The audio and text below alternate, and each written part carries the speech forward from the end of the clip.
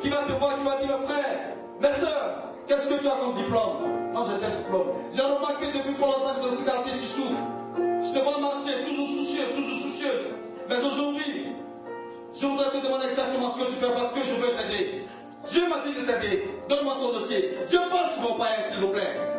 Il va prendre ton dossier, il va le déposer et il va t'appeler et te dire, viens travailler. Parce que ton Dieu a voulu que tu travailles. Bien aimé, sache une chose, Dieu sait pourquoi cette situation, tu es en train de la vivre. Arrête de te plaindre. Arrête de pécher le plan de Dieu. Arrête de dévier le plan de Dieu. Dispose-toi seulement à écouter la voix du Seigneur. On peut t'accuser. Je n'ai rien été accusé. On a dit de lui qu'il est en train de distraire le peuple. Il est en train de décourager le peuple. On peut t'accuser. On peut dire que dans l'église tu fais des choses bizarres. On peut dire que dans la maison tu fais des choses bizarres. Toi seul tu connais ta relation avec Dieu. Si tu sais que tu ne fais pas, ne t'inquiète pas. Bénis seulement le Seigneur lorsqu'on t'accuse. Bénis le Seigneur lorsqu'on t'accuse. Parce que Dieu même quand t'accuse, parce qu'il veut t'envoyer à une autre étape de ta vie. Il veut te faire quitter ce lieu. Il veut t'envoyer dans un lieu vraiment extradimensionnel pour que tu puisses être à l'aise. Que ton cœur ne saille pas. Ne pleure pas chaque jour. Ne te casse pas pour aller pleurer. Ça ne changera rien. Par tes soucis, tu ne pourras changer la couleur de tes cheveux. Mais laisse-moi te dire une chose. Si tu mets ta foi en l'Éternel, que tu laisses Dieu travailler, il ouvrira le chemin et tu entreras dans sa gloire. Et lorsque tu marcheras dans une félicité réelle. Et ton Dieu entrera sur votre vie. Il faut que tu comprennes cela. Alléluia. Quand vous lisez, Jérémie n'a pas pleuré, il ne s'est pas plaint. Il a été jeté. Et même lorsqu'on lui a donné l'occasion de sortir un peu, il a continué de donner le message du Seigneur. Il n'a pas dévié de iota. Mais toi, moi, pourquoi pleurons-nous? Il nous arrive même de maudire Dieu dans ces situations-là. C'est pour ça que la femme de Job a dit, maudit Dieu meurt. Et imaginez-vous si elle était à la place de Job. Est-ce qu'elle n'allait pas cette pensée? Parce qu'elle si elle n'allait pas cette pensée, elle allait dire à Job, maudissons Dieu et mourons. Mais elle a dit, maudit Dieu meurt. Il m'a dit à Job, Job, tu me fais trop souffrir. À quelle poisson tu es, je ne peux pas voir toi. Job, même puis tu me donnes des soucis. Mais Job n'a pas accepté cette mort qu'elle est en train de mettre comme quelque chose de certain devant lui. La situation qui t'arrive n'est pas la fin du monde. Écoute seulement la voix de Dieu pour savoir où Dieu t'envoie.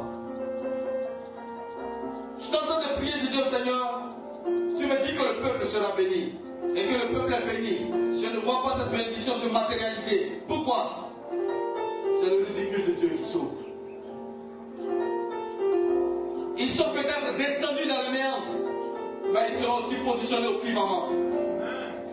Il faudrait que tu comprennes cela, bien-aimé. Le diable peut t'attaquer, il peut te rendre malade, il peut te faire coucher, paralysé. Mais il ne pourra pas bouffer ton âme.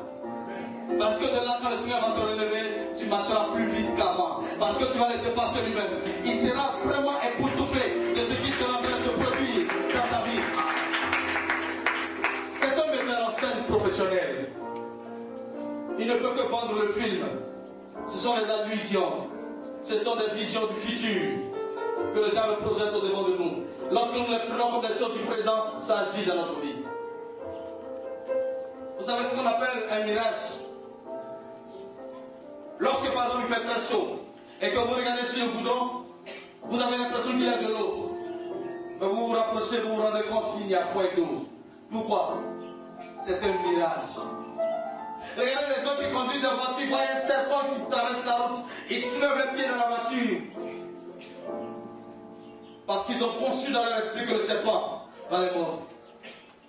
Si tu concentres ton esprit que le diable est grand que toi, il sera grand que toi. Mais si tu concentres ton esprit que tu es fils de Dieu et que tu es un petit Dieu, le diable fuira devant toi. Dis Amen. Il faut que nous comprenions cela, bien-aimé. La parole de Dieu est une réalité. Ce que Dieu déclare, il l'accomplit, même si cela prend du temps. Et ils affrontent cette chose-là. Bien-aimé, jusqu'à quand fuiras-tu les difficultés? Tu viens dans cette telle église, il y a problème, tu cours.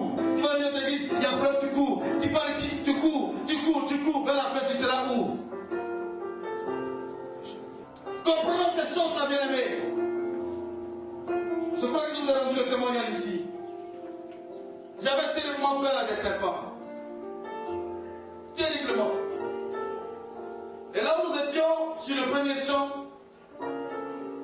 ma maison n'était pas trop loin des marécages. Et les serpents nageants s'amusaient à lutter la maison avec moi. Ils viennent me déloger pour prendre place. Ils avaient presque réussi. Parce que chaque fois que je voyais un, j'abandonnais la maison. Et c'est ma femme qui courait pour aller le tuer. Quel ridicule.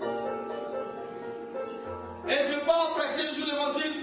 J'ai dit la Bible déclare que nous avons l'autorité de marcher sur les serpents. Serpents.